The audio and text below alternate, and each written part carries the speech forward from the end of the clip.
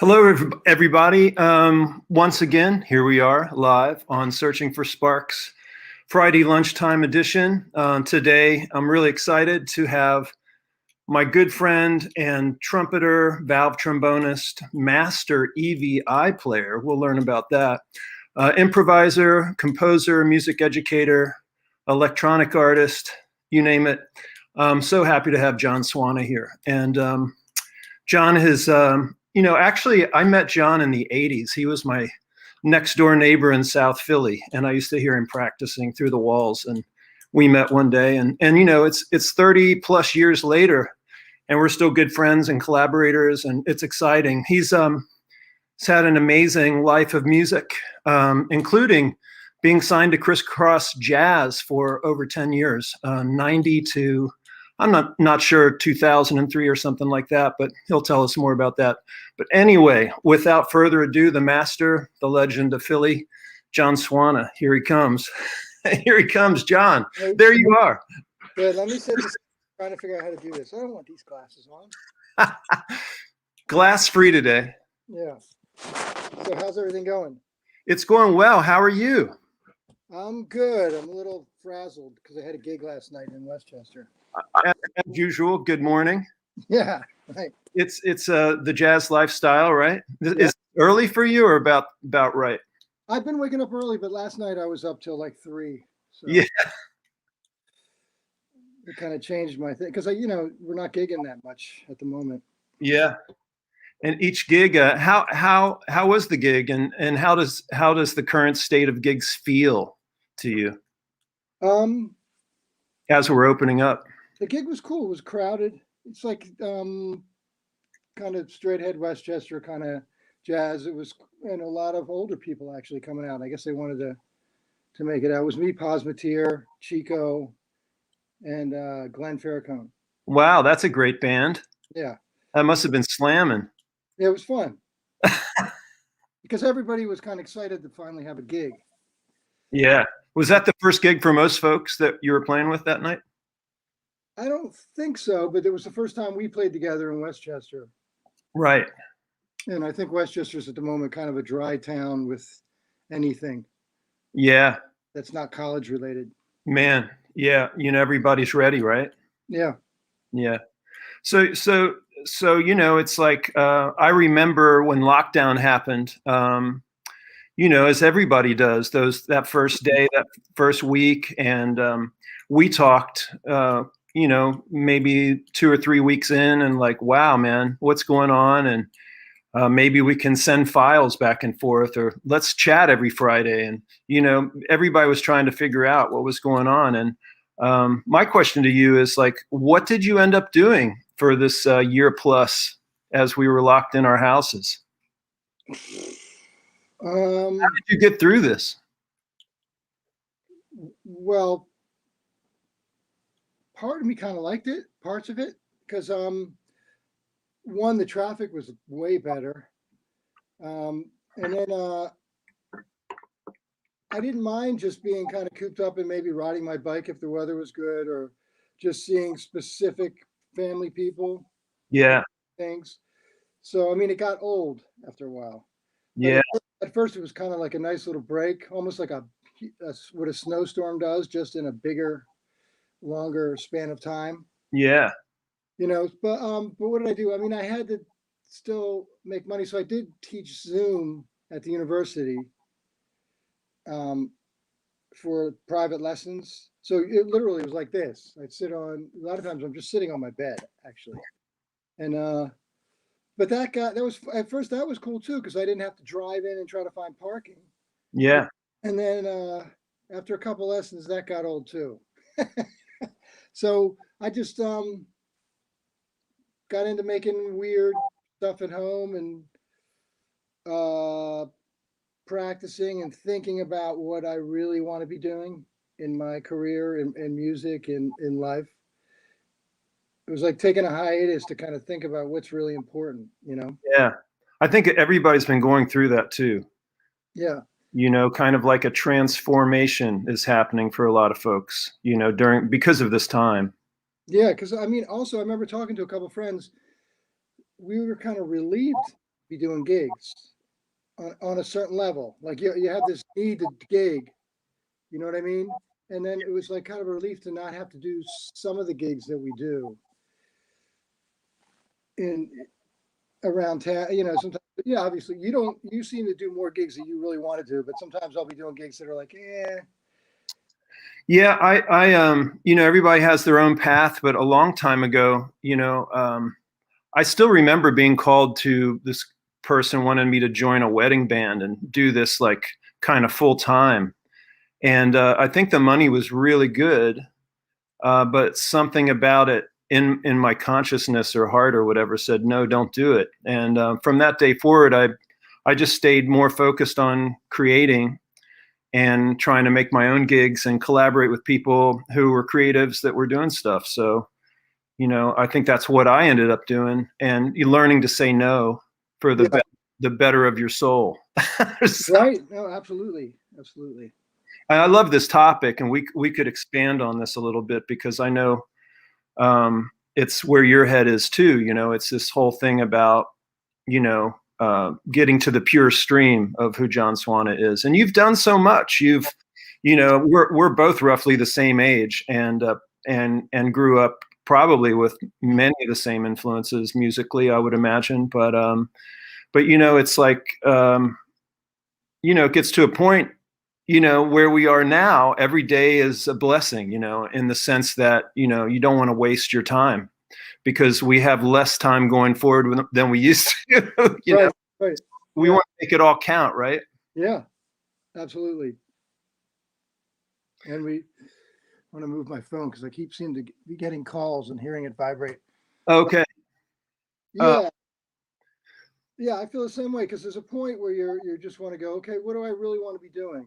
You know, what's really that's what was kind of good about the break. You realize what things you don't want to be doing. You know, I think a lot of people, they're even talking about people not going back to work in the same way, you yeah. know. Well, I think Zoom has changed people's lives. It's also really, you know, everybody had Zoom burnout for sure, because that's how we were all surviving through Zoom, really. And whether it was lessons or, you know, I was playing dance classes through Zoom from my studio, which was just insane because sonically it was working. Everybody was at their home, all the students were there. Everybody. So I'd go on to a class and it'd be like 15 to 18 dancers and the choreographer, and the music would be coming from here, and then I'd see everybody in their small screens dancing. So it became this amazing, you know, daily ritual in a way that was good for everybody to show up, even though people got super burned out on Zoom, you know, just being in that realm. Even the microsecond delay that was there didn't seem to matter. It worked, you know. Right. You know, it's just like floating, you know, and everybody heard what they heard. And I saw them like almost like they were on a slight echo, you know. Right. So rather than an echo note, it was an echo dancer. That's great. Yeah. But you know, that's how I think, you know, a lot of people even doing the corporate thing and stuff have been working from home on Zoom, and you know, and that's probably going to continue to a larger degree than it used to, you know. And so the the work world is changing, and it's pretty fascinating, because I think there's a lot of pluses for that, you know, like, you know, the fact that we don't have to drive in and find a parking lot or a parking garage or a parking place on the street and battle with traffic and, you know, walk, you know, 5 blocks and get into the room and then, okay, let's start. Right. You know, now Yeah. we just turn on Zoom and we're working, you know, so that's pretty cool. Right. What are the downsides though? It's just human interaction, the lack of. Yeah, and it feels harder to teach because you feel like you have to keep things moving in a different way. You can't play together. Can't really. You can trade. You know, I would maybe if we're playing something like a tune, we can Yeah.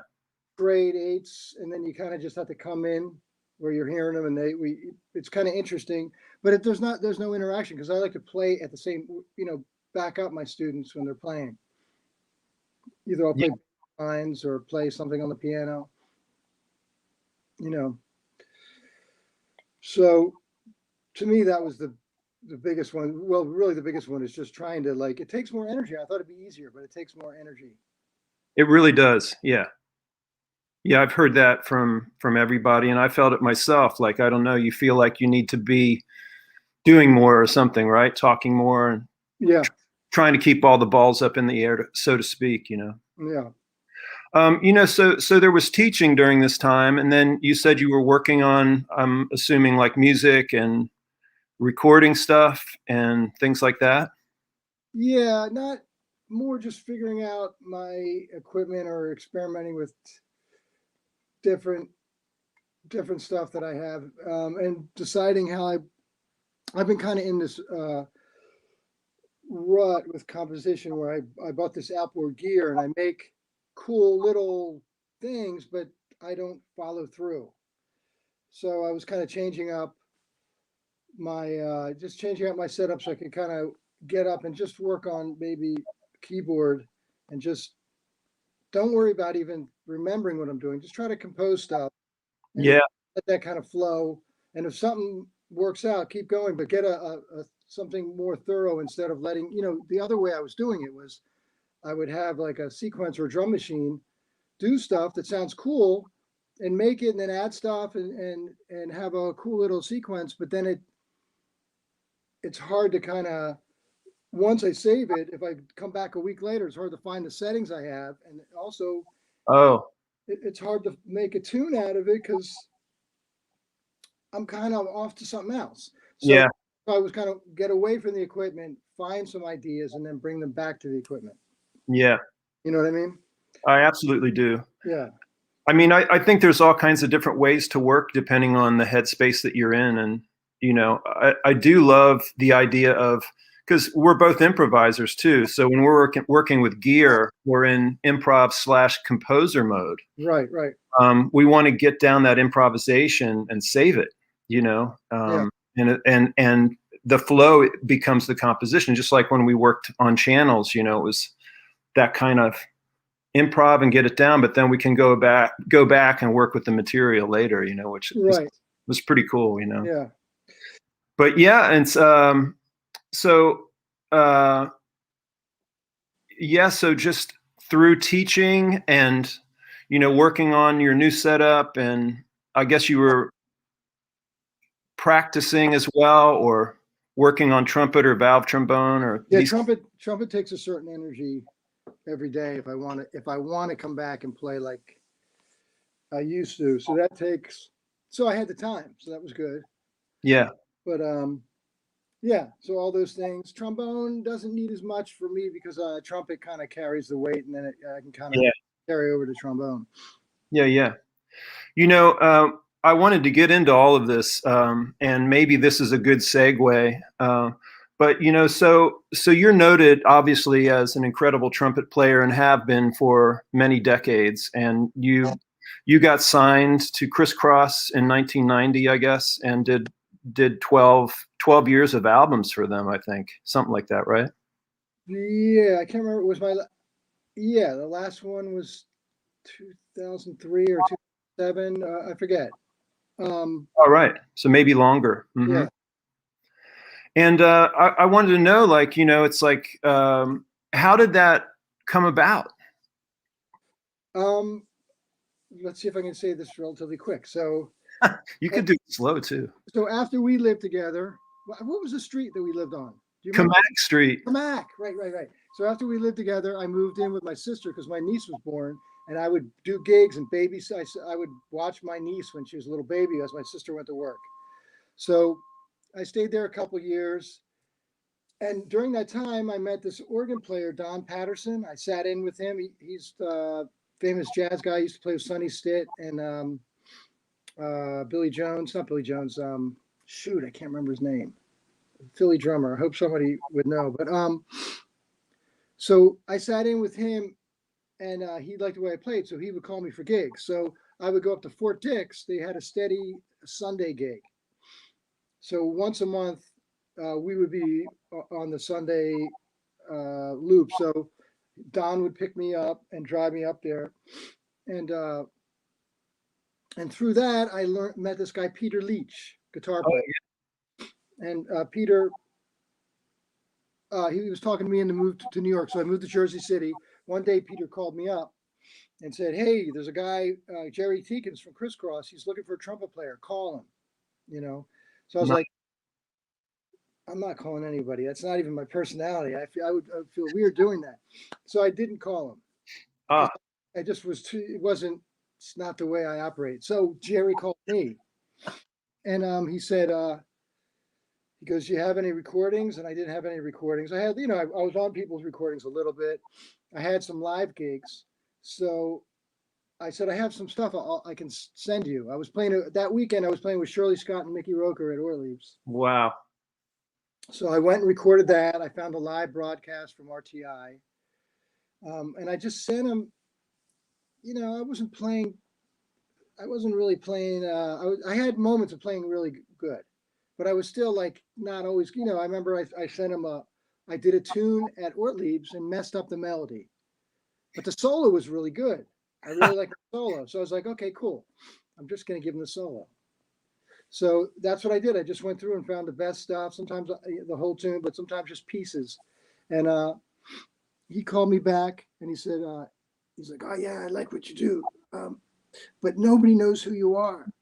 So maybe someday we'll try to do something. I'll get you as a sideman." I said, "Okay, cool.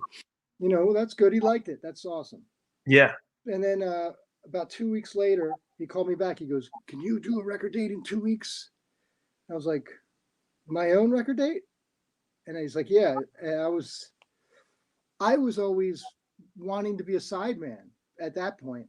I Yeah. wasn't thinking about being a leader. So I said, okay. And then I just realized I have to write a couple tunes. I can't just do all. So I wrote 2 tunes. I wasn't even writing tunes at that time. So I wrote 2 quick tunes, talked to Peter Leach. He kind of helped me put things together. And then I did the record date. It was a snowstorm. I remember we went the first day, started late. We had to come back, and all those guys were cool. It was like Kenny Washington, Peter Washington, Benny Green, Wow. and Billy Pierce, and they were totally. I wrote the tune, and I hadn't really played with that level guys, and I was part of me was worried. They might go like, "This is a stupid tune," So, but they were cool, and then everything kind of took off. Then it doing records got me to compose. Like having a goal helps. Yeah. You know what I mean? So you're doing a record, and I would know the people, and then I would write for those people. I'd think of those people for the record, and then try to write tunes based on that. Yeah. And Jerry always was great to me. He passed away a couple years ago. Hmm. Well, that was an amazing run, and so that kind of you gigging around. You met some musicians, and specifically Peter, that turned you on to Criss Cross. And but during your story, you mentioned Ortliebs, and I have to ask you about that, because Ortliebs was just a sacred space. And what do you feel was so important about Ortliebs for you, when Ortliebs was this amazing Philadelphia jazz club that was there for decades, right? Yeah. Well, what I see a parallel to me with Ortliebs and Criss Cross Records, and what I see is two people who loved jazz and loved a certain kind of jazz, and they weren't necessarily open to the whole gamut of what it was, but they knew what they liked, and they stuck to it. And Pete knew what he liked, and he hired the people that he liked, that he felt were following that same train of thought of his. Yeah. And I think it was just his commitment to that. You need someone who loves it. If you have club owners who have clubs and they're, "Oh, we're going to have jazz." Yeah, I like jazz. Dizzy Gillespie, who's that? You have to know something about it. And Pete loved it. I even hear it.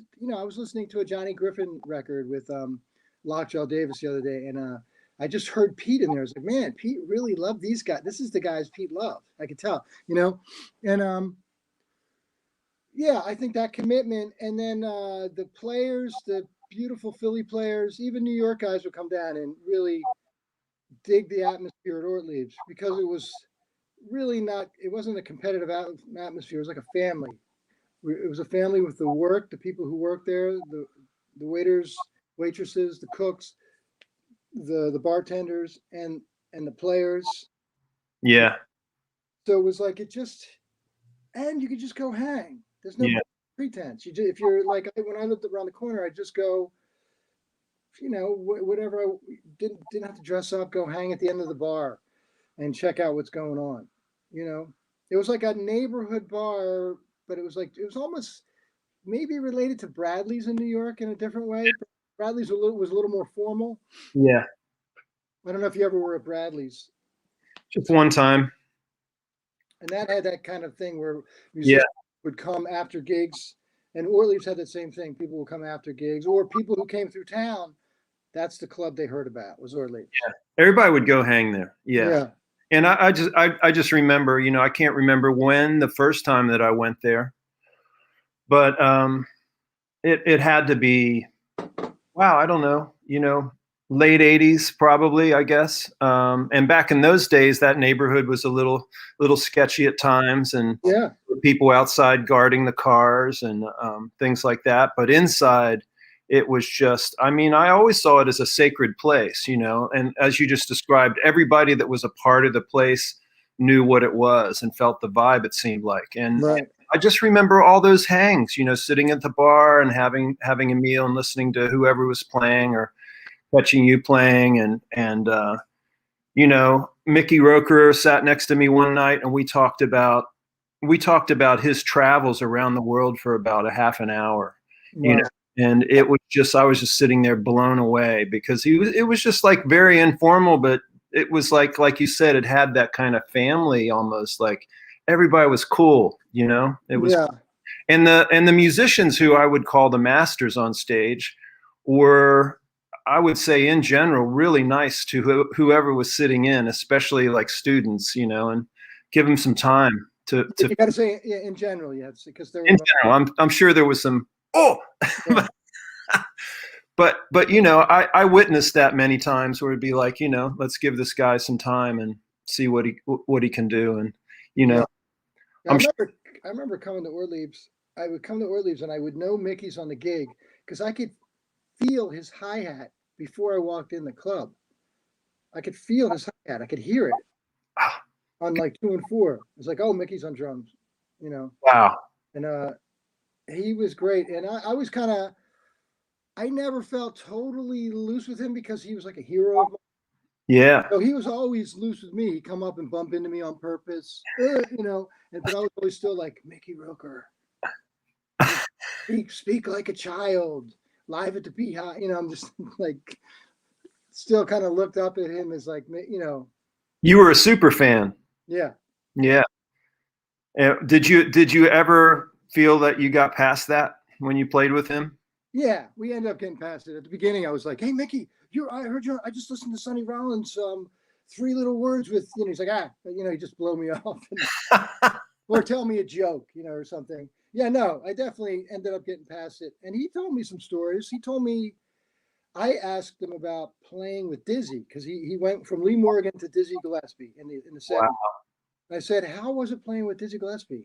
And he goes, "Oh man, Dizzy played the same tunes every night." He goes, "Except if somebody sat in, he changed the tunes." He goes, "And every time I tried to quit, Dizzy would give me a raise." So he said, finally, he just had to quit, but he felt like that gig, because it was always the same tunes. He felt like he couldn't play drums. So when he came off the road, he came back to Philly, and that was the period that he was a bus driver. He was a school bus driver for a couple of years. Wow. Because he felt like he wasn't feeling comfortable playing. Wow. And he loved Dizzy. He just said it was like by that time, Dizzy was doing like kind of a formulaic. Yeah. I saw him I saw that band when I was in high school. I loved it. I was totally into it. He had it locked in at that point. Yeah. Yeah. So I guess Mickey had a moment, a couple years of reflection and searching on what he wanted to do next, maybe. Right. Yeah, Ortliebs, we could probably talk about that a lot, but what an amazing place, and it's still there, but it's not what it once was. And let's just say the building's still there, but Right. the soul is gone, you know, Yeah. and it's not a jazz room anymore, and it hasn't been for a long time. No, it was kind of cool even toward the end when Pete was still there when they were doing the Mondays. Yeah, I remember that. Yeah, where that was more like creative music.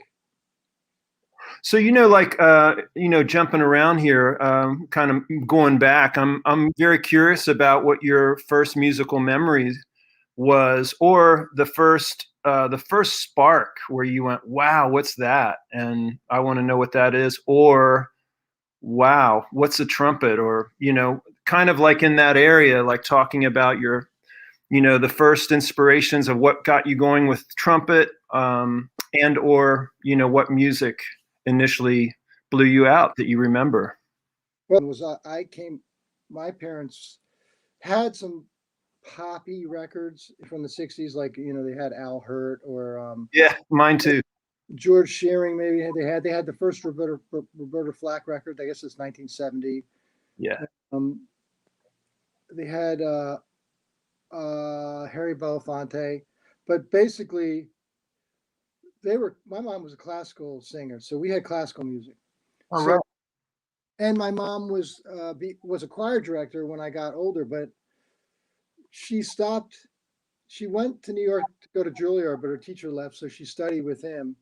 And then she sang in choirs. She would sing in Singing City in Philadelphia. She went to Israel with them in like 1972. Wow. And she, so we were going to church, Lutheran church, and we were always embarrassed because my mom was always the best singer in the church. So like she'd be singing like loud, and we'd all be like, you know, because she was just singing natural. So I grew up with her singing, teaching people, hearing her vocal stuff. And then what they did with us, which was cool, was they would play records when we would go to bed, when we would go to sleep. So I was talking to my sister about this. I played her something, and I was like, "You remember this?" And she goes, "Yeah, Mom and Dad used to play that when we would go to bed." And one example was like um, Leonard Bernstein conducting Rodeo and Billy the Kid. Wow. And she'd also play trumpet while she liked Timothy Dockschuster, which was a Russian trumpet player who played the Haydn and the Hummel. So I grew up with all that stuff. Wow. So there wasn't even a thought. Like when I wanted to play an instrument, it was like trumpet. Wow. That's what I heard. I didn't hear guitar. I didn't really.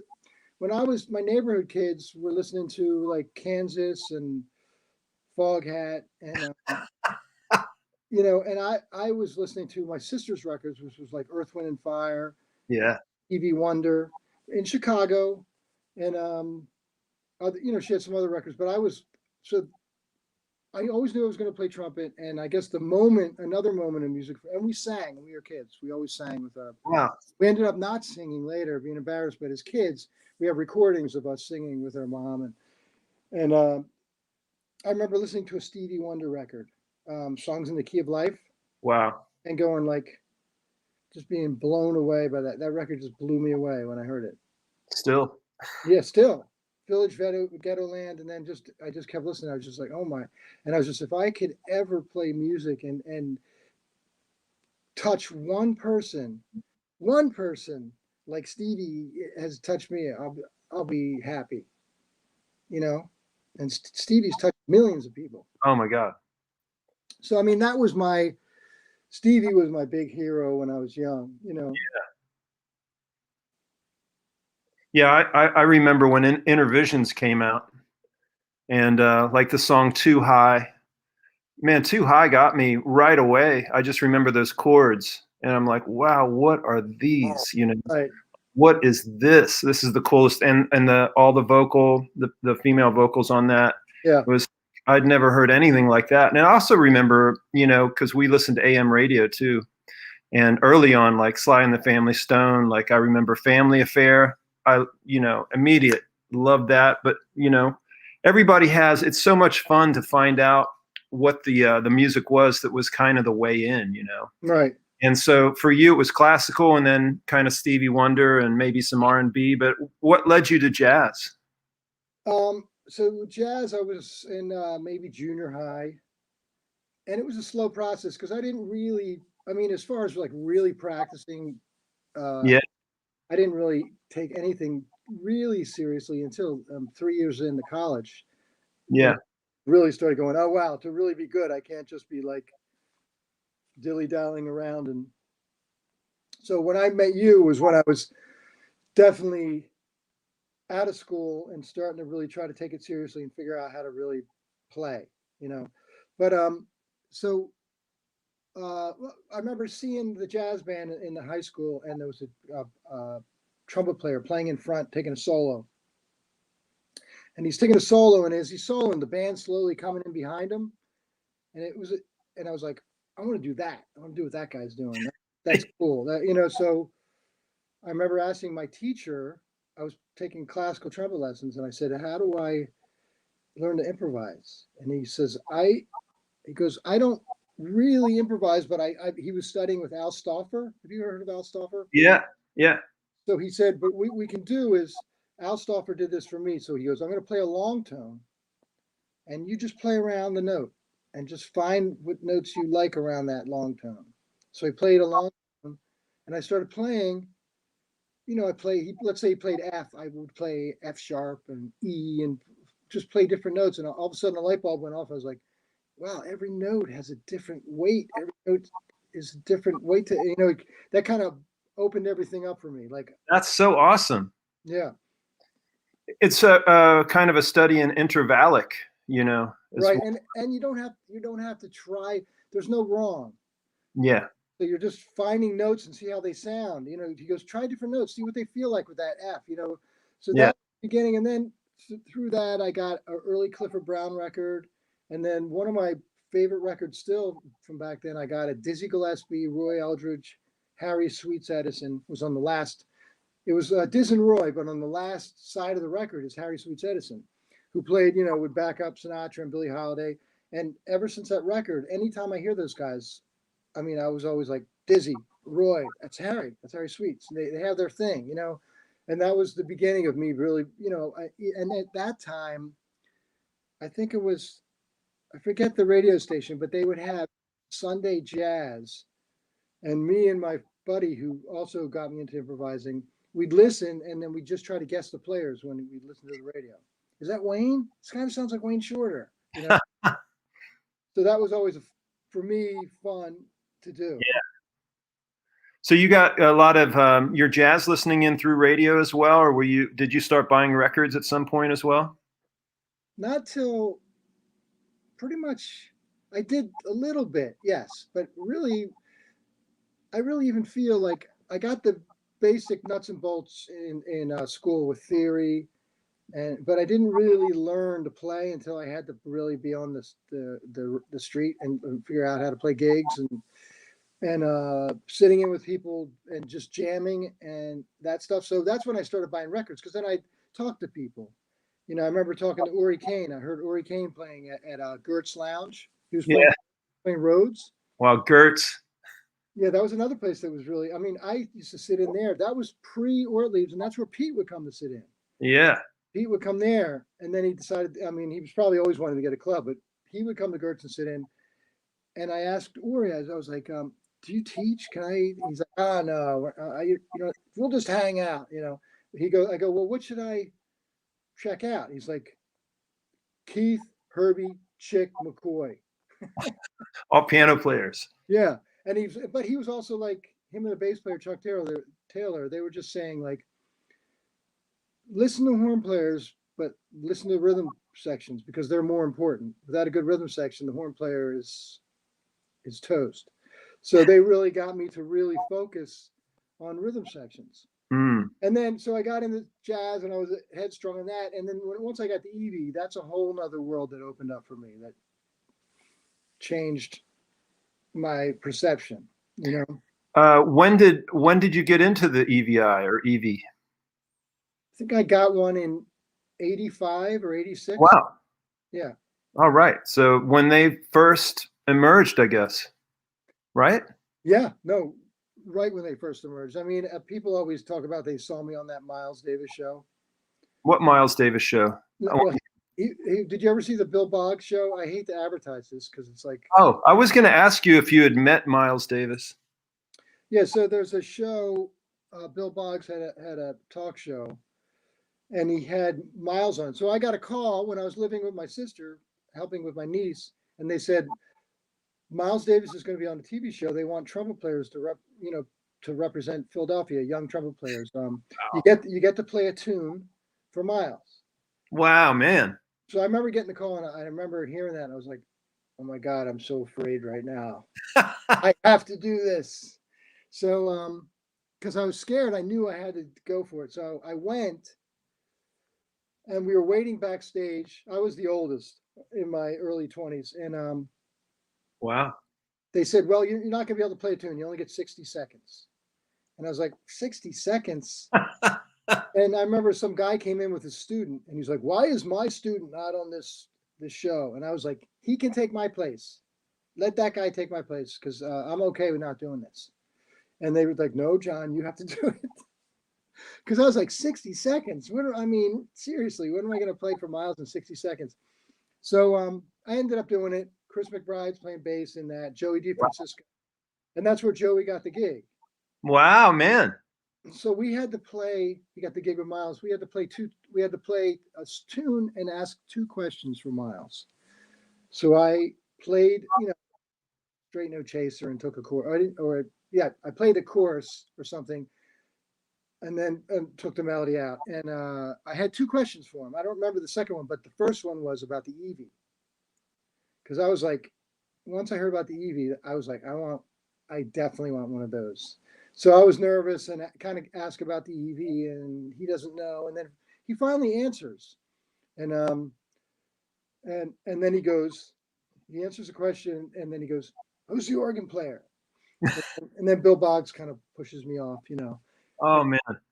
But it was cool. That's when Joey got the gig. And so that's that. But that's where my mindset was. I was thinking, man, if Miles heard about the Evie, he'd probably love it too.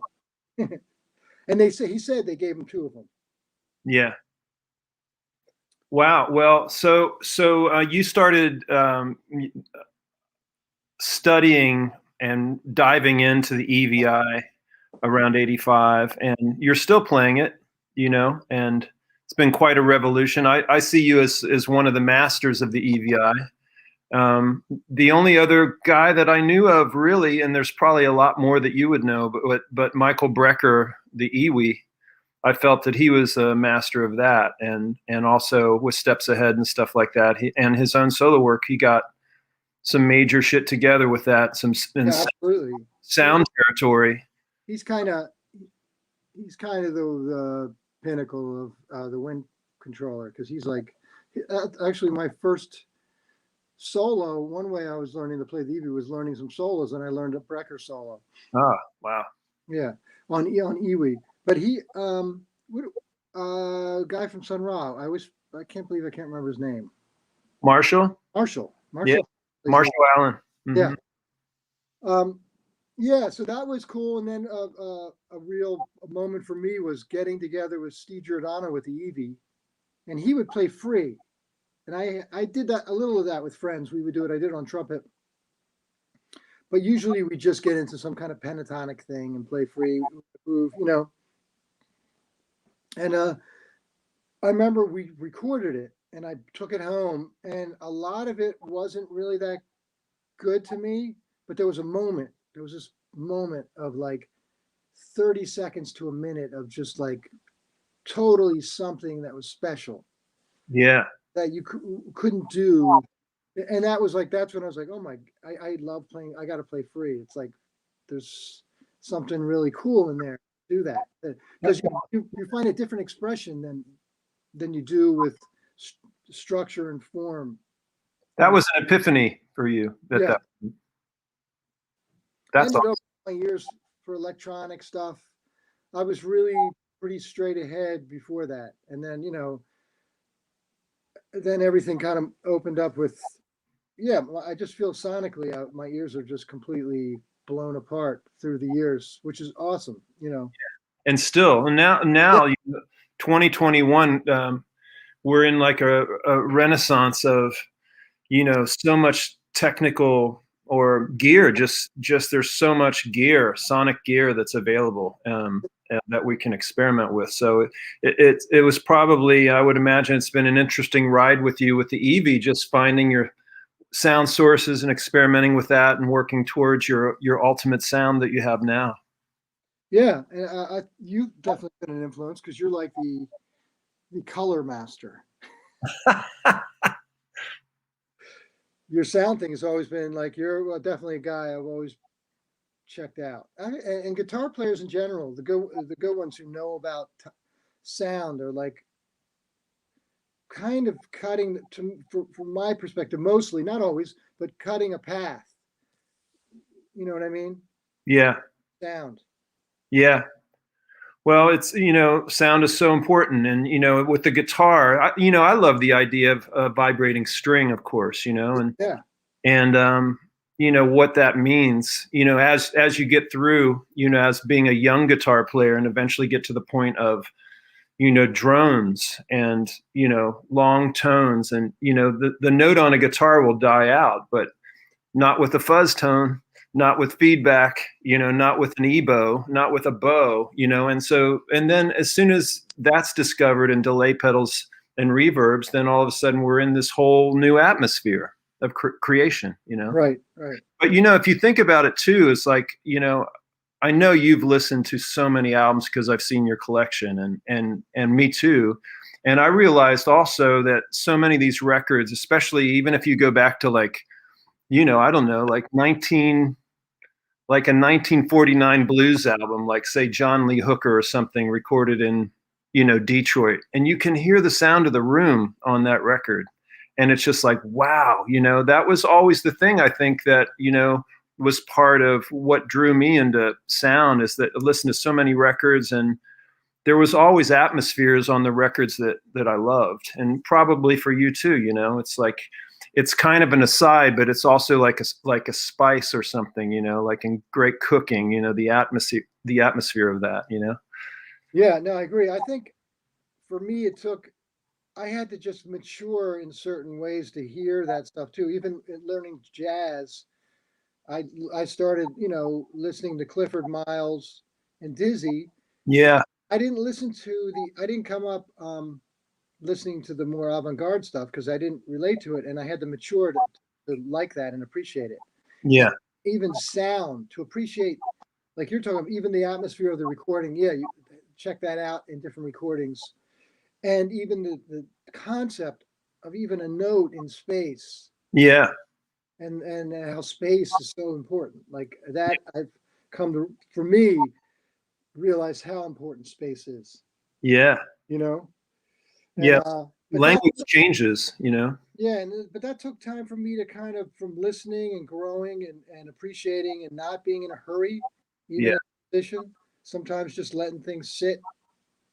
I don't know. Music is it, it's still, well, that's a beautiful thing about music. It's still always inspiring. You know. It's profound, and we keep trying to find new places to go with it, Yeah. and that happens through collaboration. It happens with, our technologies that we're experimenting with, all these things.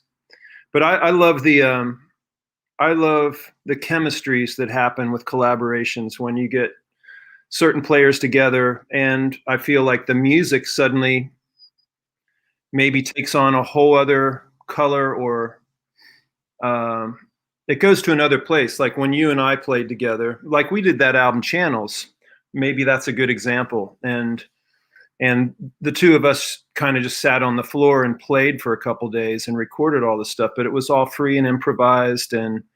But I just felt like we got to a new sound space by playing together, and apart we would have gotten to, cool places too, but this Right. was very special, the Yeah. collaboration. And can you talk about that a little bit? The collaboration, or Yeah, I mean the collaboration and also the ideas of chemistries and how, yeah, I definitely. mean, even the theory of a band, different bands have totally different vibes, Yeah, totally. Yeah, and so yeah, and it's finding what that is with each. Hopefully finding that space where you uh, can overlap, like a Venn diagram or something, where you can find the overlap somebody else, and that's where you connect. And we have a pretty good, I thought we have a really good overlap where and you have that with a lot of people. Yeah. Go through, and I have it with a lot of people too in different things. Yeah. More the free out improvisation, I don't do it as much as you, so though I want to do a lot more. But in different ways, like last night, there's definitely an overlap that we know how to play together, that group. Yeah. Doug and Lucas has a certain vibe that we do. I love that trio. One of my favorite trios. Yeah, we totally have. Yeah, me too. I have a great vibe. Playing with Byron. I played a gig with Byron and two younger guys from Temple. Yeah. And Byron's so amazing. The drummer changes everything. yeah, the drummer to me is super important because, and Mike Boone, I had always have a good combination playing with Mike. Mike has a vibe. And You played with Mike for like what, 25 years or something? longer. We played pretty much. I think I might have played at his first gig when he was Philly. Wow. Yeah. And we've known each other for years. And Mike always has a great vibe. I always feel, comfortable playing with him. And he's from the Ortliebs Yeah. thing. So we come from that. I always felt even Orrin Evans, like Oh yeah. he would come in, even when he would sit in at Ortliebs, he just like, he's Orrin. He comes in and it's Orrin Evans, but it becomes this different kind of waters, a little more choppy and Yeah. but it's fun because then you're like, what's that? I love your description. So even playing, I'd be like, cool, all right, whoa, it's Tilting the boat in different ways. right. So it's always like, you can't be rigid. You got to be, at least from my perspective, I got to be ready to kind of move and kind of maneuver and navigate. And chemistry is really important. And I think there's more power in numbers than in individuals. So you find the right person, the two become greater than the one, greater than what the one can be, or the three or the four. Yeah. Well, when we did the Channels record, one of the things that I thought was really fun is we improvised for 2 days and just had a blast because part of that was, we both had our rigs. There was a lot of experimenting with our rigs and going to sound spaces that we've maybe hadn't gone to together before.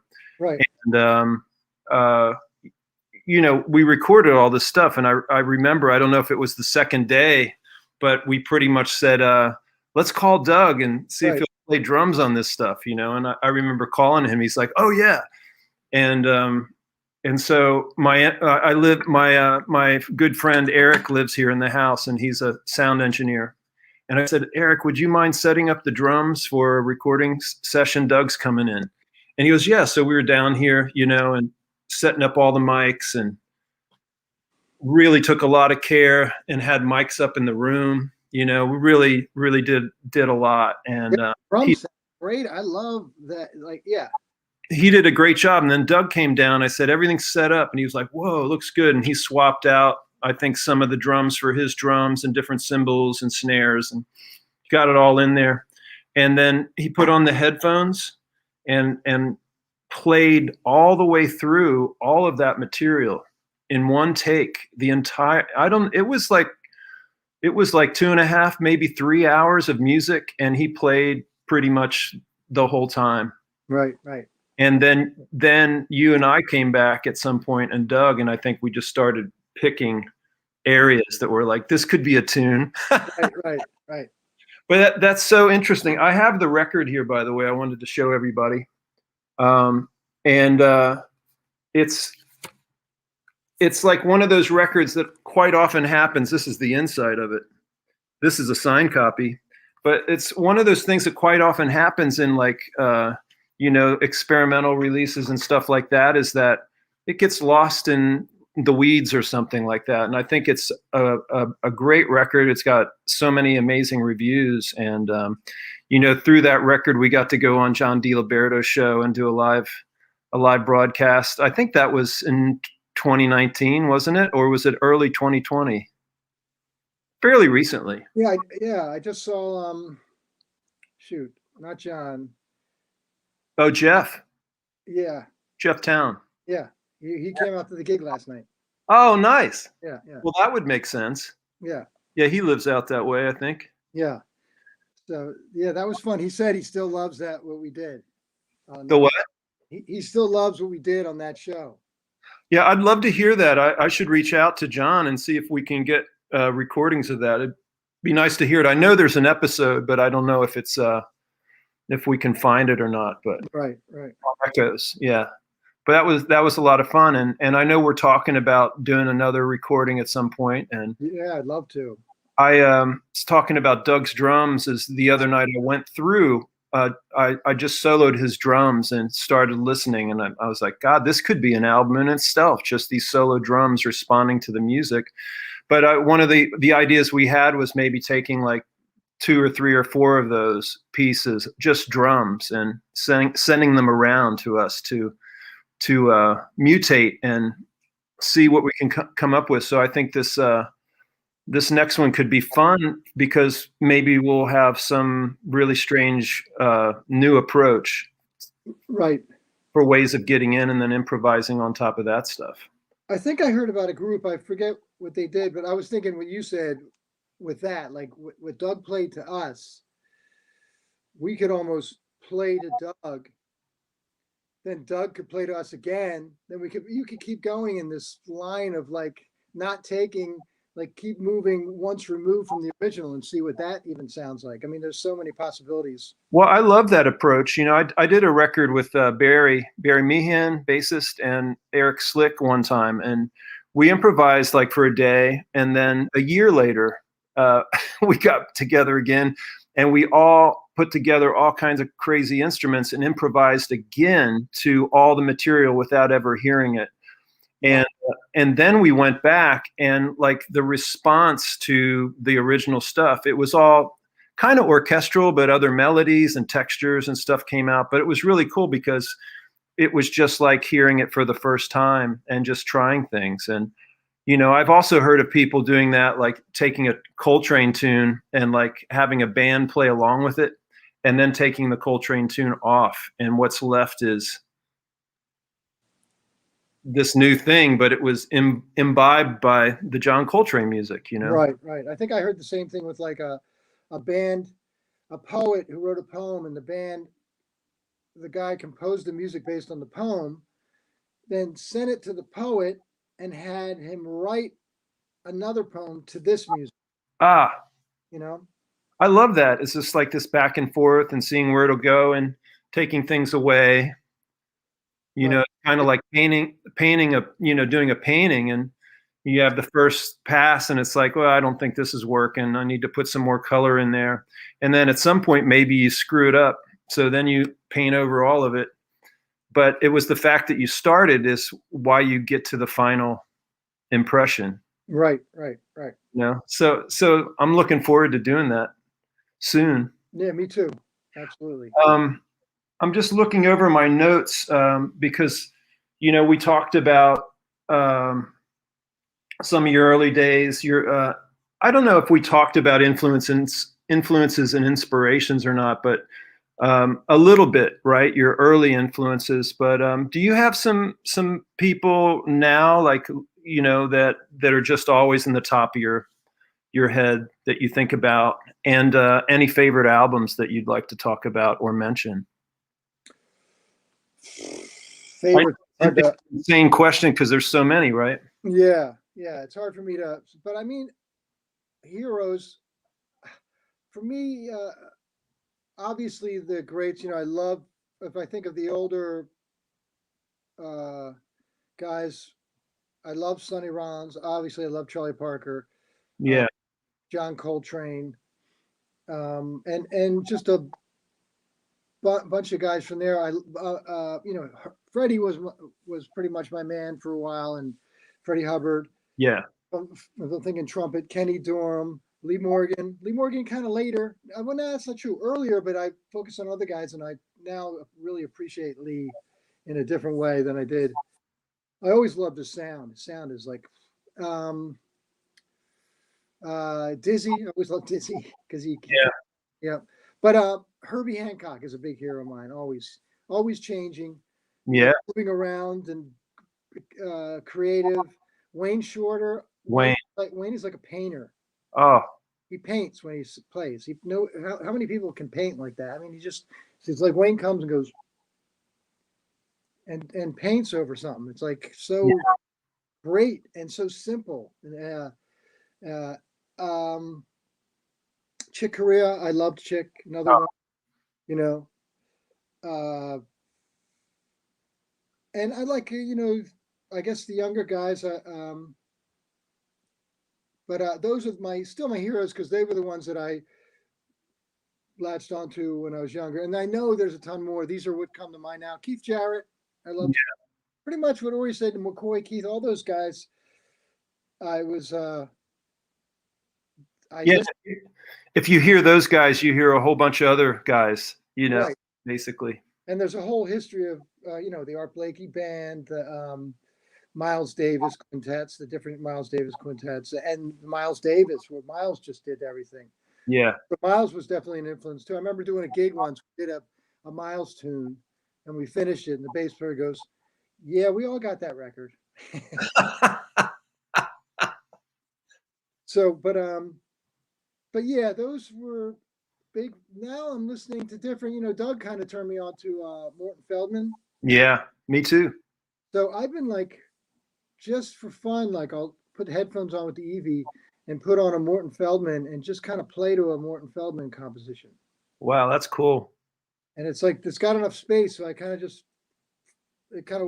it's nice to get in that world and feel that. So that's what I've been listening to lately, but it's always changing, because there's so much. So much. Yeah. I don't think I could answer that question really, because it's, you would have hundreds of influences and hundreds of albums and, Yeah. And then you'll forget some of the ones that really were. Yeah. I can't remember. And so for me, a favorite, it's like, all the Herbie records, Thelonious Monk, I forgot, pretty much most of the Miles records, not all not everybody has every great record, but I had this conversation, even listening to Herbie. I was listening with a friend and she was saying, I'm not really digging this tune. I go, yeah, but I love that he's doing that because he's just trying, he's going here. I like, it doesn't have to be always successful. Yeah. Letting himself explore. He's not staying put. Yeah. So I appreciate it. Even if it's not, I'm not going to go, oh, that's not no, that's cool because Herbie's exploring. I don't want to, I want to hear Herbie always doing that. That's what I love about music, letting the people explore. You might have your favorite periods in the span of someone's life, but the cool thing is looking at the span and enjoying the fact and the journey that they had.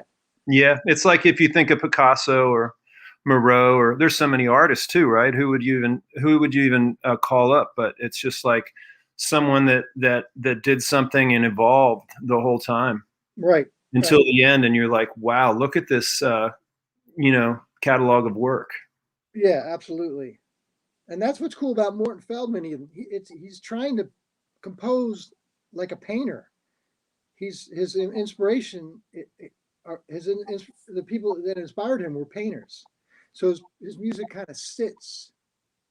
That makes sense. A painting and like a canvas, and that's kind of interesting to check out. And that's just one thing that's interesting about music because there's a vast amount of different people that do different things. Yeah.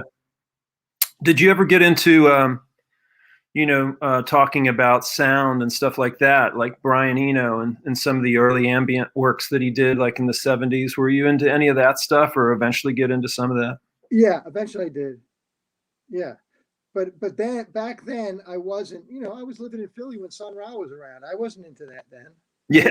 I wasn't open to it. And I that's a regret, but that wasn't my path, Yeah. Yeah. Did you play with Sun Ra at that time? No. I think was he playing at Grendel's once in a while? Yeah, a lot. Mm-hmm. Or the Khyber, or I don't even know, but Khyber Pass, definitely Grendel's Lair. Yeah, there were other bands at the Khyber, but no, I didn't even go see him because my head wasn't really there. Actually, it's kind of cool because my stepson Eli got me and more in the Sun Ra too later, because he's like, check out this Sun Ra. It's just nice to. Another fun thing, we've done it at your house, is just music is enjoyable. Sometimes with company too. You enjoy the company with people and listening, and then you have a great setup where you have those DJ turntables where you can fade in something else. I love that. Yeah, we'll have to do another one of those soon now that we're, vaccinated. Right. So we can do a hang now. So that would be amazing. Yeah, no, absolutely. But yeah, so that stuff later on, because the Evie opened my ears and to that world, and when I was coming up too, I always loved the roads. I was kind of disappointed when jazz kind of got a little stricter for a while. Yeah. Like all of a sudden it was a no to do these things. When I first played the Evie, Charles Fambro used to love the Evie. So I'm on a couple of recordings with him in the early 90s, and I would do gigs, and straight ahead people, still I get this. They come up and they're like, why are you playing this? Why are you playing this? Really? Play trumpet. Yeah. Wow. Yeah. I mean, even last night, one of the guys that came out, I remember I played for him at a gig, and he goes, did you bring the Evie? I said, no. He goes, good. Wow. And I just never related to that. It's like a quick story. Talking to Chico. Chico posted on his Facebook. He was thanking a bass maker. It was like a 5-string or 6-string bass, and he just said, "I just want to thank whoever it was. You did a great job, loving this bass." And then he starts getting comments from people. Anything more than a 4-string is stupid. Why would you play more than 4 strings? And I said to Chico, I was like, that thought would never even cross my mind. Like, who thinks like that? I mean, it doesn't, if it sounds good, it's good. Well, first of all, they don't even understand what 6 strings means. It's more range. It's, right. And that it enables the musician to cover more ground, Yeah, and if they're musical, they're going to do it in the right way. That's going to sound cool in the right Yeah. context. So to say that the 4-string bass, well, then why don't we just say that because it's electric, it's lame then too? I mean.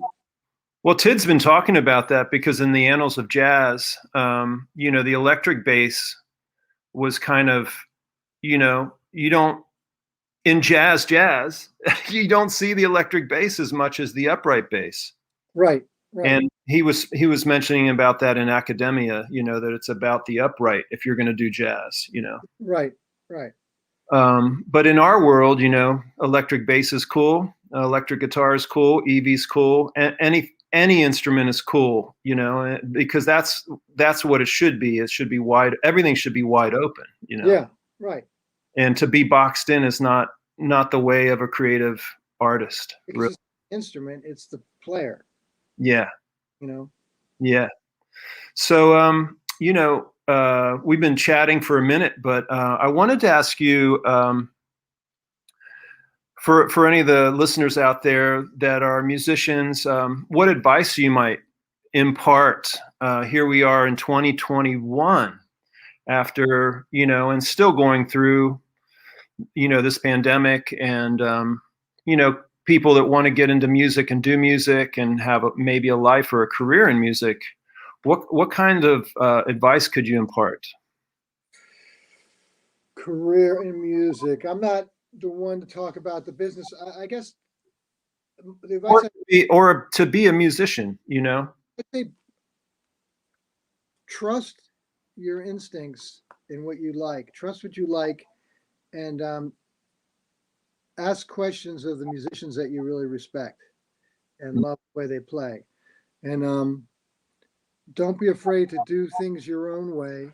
Don't be afraid to trust. If you like the way it sounds, trust yourself. And Yeah. then go for that. Don't, and it can come really early or whenever that happens. Always trust the stuff that you like, because if you like it, then it's good. And then it's possible maybe later on you go, well, you change, but the point is trust yourself and ask, the great players you respect, try to ask them questions, try to get with them, try to get even a lesson or whatever you want. But, follow your heart and follow what you like, Yeah, what you love. there it is. That's great advice. I mean, I think that's the most important advice in some ways because it's so difficult and quite often, especially early on, but even still, we have self-doubt and we have to follow our heart. We have to follow our instinct, know what we're into. And, you got to stick to that in a way, right? Yeah. And it almost connects to, like, to me, sometimes I try to relate it to when I was young, like a kid with the headphones on, listening to Stevie Wonder, right? So I was like, this is so beautiful and amazing. It's like that kid knew what he liked. Yeah. You know what I mean? So Yeah. follow that simplicity of like break it down and remember, don't get, and a lot of times musicians get caught up with their instrument. Yeah. So they get caught up in this thing like, oh, the trumpet, you're playing high notes, it's like, what I know that happens with everybody. We all get caught up, but just open your in my opinion, I think you should open up your horizons and listen to all the instruments. Get away from your own instrument. Yeah. There's so much out there to check. There is. Yeah, man. Great hanging, John. Yeah, you too, Tim. I hope it made sense. I'm still. Yeah. Well, I got you up early in the morning to do this, so it's a brunch hang, I guess, in a way. I like your atmosphere in the back. It's nice. Thanks. Yeah, I'm down here in the music studio, and I have some lights and stuff back there. It just creates a vibe. And you got like one light just for your face to make it. Yeah, there's a couple lights here that are wrapped a little bit, so it's not too bright, but just kind of illuminates a little. Cool, because I'm still figuring out how to do this, and I think I got to make sure I look at the camera. Oh yeah, it's right here. Yes. I'm looking at you on screen, but really we're supposed to look right at the green dot, I think. Right. Or wherever it is, Yeah. And so we're all figuring it out, and it's just so great to just kind of share ideas and get your perspective on things. And thanks so much for sharing. It's really, really great hang as always. And yeah, we'll have to do some more hangs soon with some music and whatever. Yeah. So have a great day.